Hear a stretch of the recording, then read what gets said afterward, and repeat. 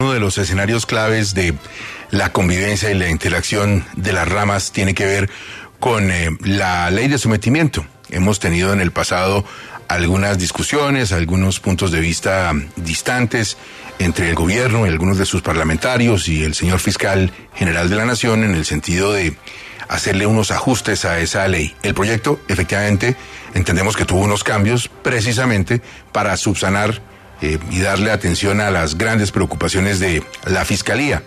Y nos acompaña a esta hora para hablar de ese tema específico el senador y ponente de la ley de sometimiento, Ariel Ávila. Senador, gracias por estar en 6 AM. Buenos días para usted.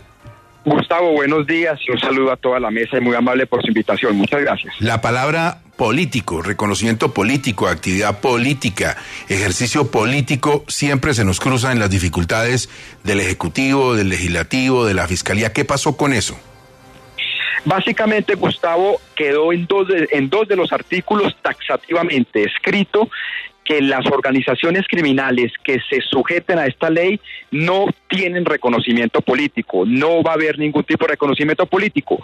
Y aclaro de una, no hay tribunales transicionales, no hay algo parecido a la JEP, no hay nuevos tribunales, no hay nuevos procedimientos y no hay nuevos jueces. Básicamente es un proceso de sometimiento colectivo a la justicia dentro de la justicia ordinaria liderado por la Fiscalía. Es decir, senador, en este momento, para hablar en términos generales, porque puede haber grupos mucho más pequeños, en este momento carácter político solo tiene el ELN al margen de la ley y ese es otro paseo que ya todos sabemos cómo se está desarrollando. Todas las demás, digan lo que digan, no pueden recibir ningún tipo de visto bueno como ejercicio político que desarrollen. Gustavo, en este momento tiene reconocimiento político el ELN y el gobierno, que yo lo he dicho y lo dije aquí en la entrevista, yo no estaba de acuerdo, le dio reconocimiento político al autodenominado grupo que se llama Estado Mayor Central. Son los dos. Todo el resto, las otras 51 organizaciones criminales susceptibles de esta ley, no van a tener reconocimiento político. Senador, las penas establecidas para las personas o para los grupos, más bien, que se sometan a esta ley, se hablaba de 10 a 12 años. ¿Estos años serán de cárcel efectiva o hay alguna ventana para que se pueda conmutar por algún tipo de pena alternativa? Aquí hubo una cosa que se mantuvo y una cosa que se cambió después de los diálogos con el fiscal. Entonces, las penas en cárcel, en detención intramural de las cárceles que existen hoy día, no van a haber cárceles especiales, es de 6 a 8 años. Más una pena de 4 años de justicia restaurativa supervisada. Es decir, estamos en los estándares de lo que fue la Ley de Justicia y Paz que en su momento hizo el gobierno de Álvaro Uribe Vélez. 6 a 8 años de cárcel y 4 años de supervisada para un total de 10 a 12 años. ¿Qué fue lo que cambió? La gente que ya está en la cárcel. Es posible que exista un comandante de una organización criminal que está en la cárcel. Ellos no van a pagar 8 años, sino van a pagar 10 años. Y no van a haber excarcelaciones masivas. ¿Qué se dice en la ley? Se tiene que someter el grupo con un acta de sometimiento colectivo, a que eso, si la ley se aprobara hoy, eso se va a dar en 1 año y medio. Y luego, durante 1 año, esa persona tiene que estar ayudando a desmantelar la organización criminal y dando información, y ahí sí sale. Es decir, que alias Douglas de la oficina de Envigado no saldría ya. En el mejor de los casos saldría en 2 años y medio si es que la oficina de Envigado se somete.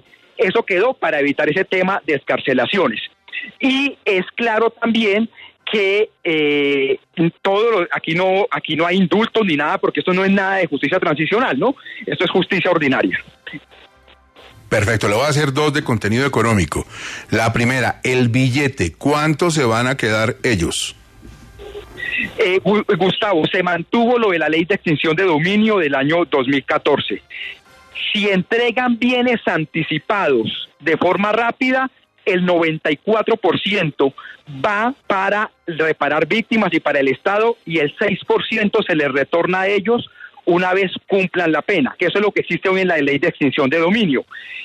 Si son bienes incautados que los ocultaron, primero pierden beneficios y eso no se les devuelven, es solo los bienes que ellos entregan de forma voluntaria. Senador, ¿se mantienen los beneficios de hasta 10,000 salarios mínimos para quienes delaten fortunas de la mafia o ese asunto ya cambió? Se mantiene hasta el 6% y máximo 10,000 salarios mínimos, Gustavo. se mantiene, o sea un tope en el otro. En ningún caso puede ser que alguien entregue 1 billón de pesos, que es lo que se calcula el Clan del Golfo, pero en ningún caso ese 6% sería mucho, entonces en ningún caso podría ser más de 10.000 salarios mínimos. Mire, aquí me está escribiendo una persona, obviamente yo entiendo que esto ya existía en la legislación colombiana con otros matices, pero sin embargo la gente sigue pensando que el quedarse ese monto del 6%, que eso equivale a lavar dineros de la mafia. Entrará en un proceso de extinción de dominio todos los bienes y una vez esté en proceso de legalización es lo que el Estado regresa. Pero fíjese una cosa, Gustavo, que por ejemplo en legislación de otros países es el juez el que define y le puede entregar hasta un 20 o 30%. Aquí estamos hablando de un 6% con entrega anticipada. Cosa, Gustavo, que ya existe desde el 2014 en la ley de extinción de dominio. Nosotros no nos lo estamos inventando. Correcto, por eso decía que ya en la legislación existía contemplación de esta figura. Mire una cosa, senador, en términos prácticos, ¿cómo va a ser, cómo se van a coordinar, cómo van a articular las diferentes entidades el proceso de sujeción? ¿Hasta cuándo llega el comisionado? ¿Cuándo entra la fiscalía? ¿Qué pasa con el Ministerio de Justicia? Eso es otra cosa que cambió, Gustavo, o que más bien aclaramos más a profundidad, porque creo yo que ya estaba, pero había una duda.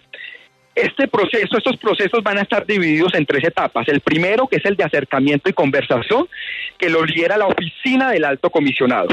Ellos hasta dónde van, hasta cuando el grupo dice listo, nos vamos a someter.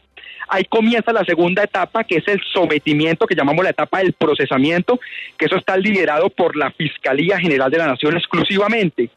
Y luego ya la pena, donde va a estar la Fiscalía General de la Nación y va a estar el Ministerio de Justicia. Es decir, ese debate que había que el comisionado, pues la oficina del alto comisionado iba a estar en temas judiciales, no, quedó claro que es nomás el proceso de acercamiento, pero que todo el tema del procesamiento judicial es en cabeza de la Fiscalía, que es como debe ser. Perfecto, senador, nos queda clarísimo, muchísimas gracias. Bueno, Gustavo, le agradezco en el alma, muchísimas gracias, hermano, muy amables.